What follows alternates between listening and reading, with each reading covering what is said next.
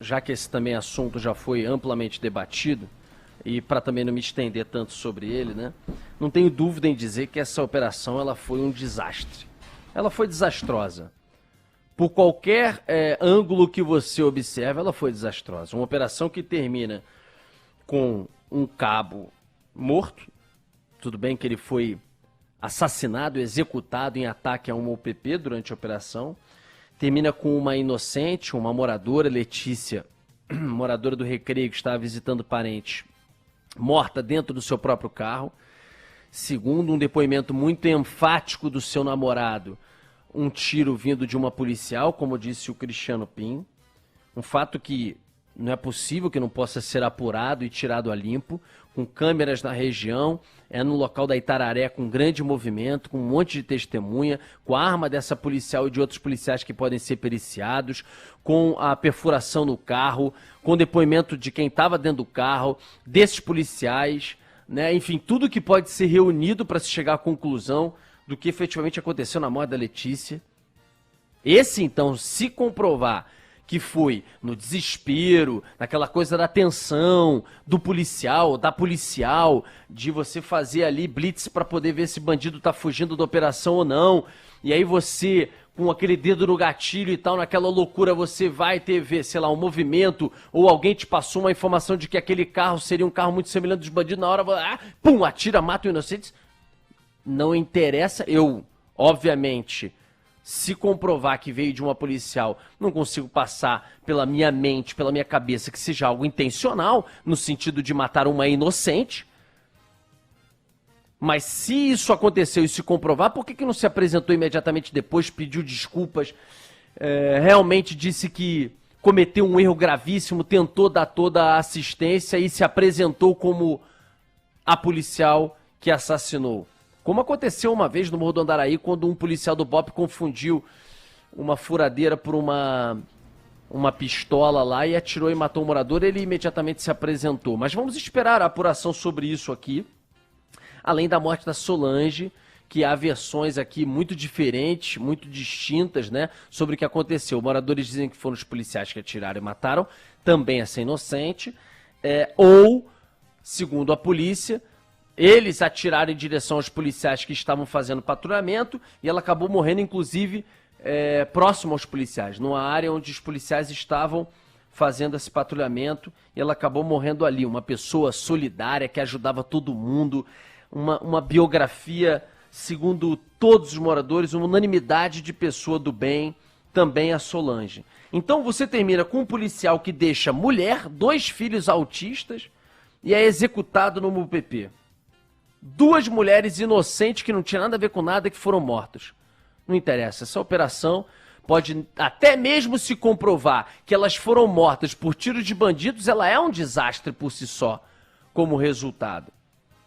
Agora, o que a gente precisa nesses casos e também nas outras mortes, que a polícia coloca como bandidos que morreram em confronto, é esperar a apuração para saber o que aconteceu, antes de taxar, antes de, por exemplo, no caso aí dos policiais militares e dos suspeitos, se foram suspeitos, eu vi cenas que são assim impressionantes, embasbacar qualquer um, dos bandidos atirando com bala traçante no iniciozinho da manhã, com um helicóptero sobrevoando. Aquele helicóptero até é blindado, mas tem policial dentro, enfim, dependendo de onde atingir pode prejudicar e forçar um pouso. E apreenderam uma .50, Rodolfo, que é uma metralhadora antiaérea. E o porta-voz da PM, o tenente-coronel Ivan Blas, disse que esses traçantes são para você ir ajustando a mira. O cara tá atirando de longe no helicóptero, ele não sabe se o tiro tá pegando. Então, com o traçante, ele vê exatamente onde tá indo o disparo. Isso, e se tá indo na direção. Exato, né? E aí com a .50 eles podem até romper ali a fuzilagem da aeronave a ponto de abater mesmo. Claro, de abater. Então, veja o poderio desses caras. Eu não duvido que os suspeitos, se for comprovado isso, tenham morrido em confronto com a polícia. Se eles não são suspeitos, a polícia precisa responder como nos outros aqui, casos a serem apurados.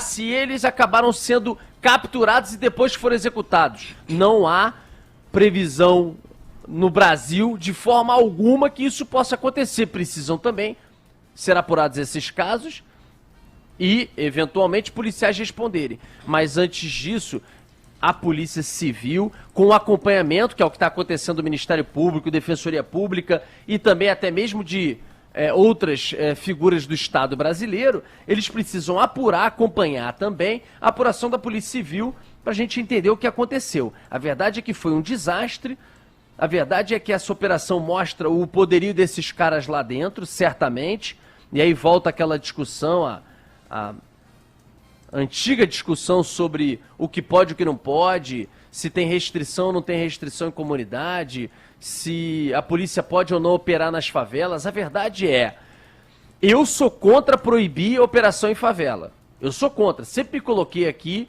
contrário a isso, essa decisão do Supremo. Se você tem um morador lá dentro refém, se você tem uma situação emergencial, a polícia precisa operar e precisa ter condições para isso. Por outro lado, não são essas operações que resolvem, e nunca resolveram. O problema do Rio de Janeiro, a gente opera em favela e faz operação em favela há décadas, e o Rio não melhora. Então, ou você faz uma operação, ou você faz um projeto, que não é esse, hein? Esse que o governo anunciou aí, que botou lá no Jacarezinho, até agora, pouquíssimo resultado e mudança de vida lá, numa boa. Ou faz um programa direito, unindo o município, o estado, o governo federal, e entra de vez nas comunidades com todos os serviços e ocupando com também forças policiais direito solo, ou não adianta. Fica o PP lá para o Cabo de Paula ser executado, para os bandidos fazerem uma retaliação e ficarem pé da vida porque estão sendo atacados numa outra parte da operação lá. O cara chega de bicho e mata um cara com 2 filhos autistas e uma mulher que fica viúva agora para cuidar deles 2. Por quê? Porque você resolveu ficar com o PP, com 5 caras lá dentro policiais, achando que eles vão combater 100 bandidos com ponto .50 na mão e que isso é um baita projeto de segurança. Não é, existiu, acabou, faliu, não tem jeito. Ou você fica preocupado e dar segurança e dizer que manda no território, ou sai. Porque é uma vergonha, porque aumenta confronto, porque submete policiais a esse tipo de situação. A gente está falando disso aqui há séculos. Então, enquanto não ocupar direito, mas com todos os serviços e braços e com contingente para mandar na área, não adianta. Agora, as operações, na minha opinião, elas têm que acontecer de acordo com o planejamento e também com avaliação de risco por parte das autoridades. Porque senão, como é que você faz? A verdade também, só para finalizar, é que a polícia operou, tá? Ficou um tempo ali entendendo o negócio, mas outro dia eu estava vendo um dado aí de que a polícia realizou 2 operações policiais desde a decisão do Supremo, colocando ali alguns tipos de condições para as operações, restrição e tal, nesses últimos meses ou mais de ano, né? Então a polícia continuou operando, pode ter operado menos, em determinado momento operou bem menos, mas assim, tem feito operações, mas mesmo assim, o que entende ministro do Supremo para ficar se metendo em questões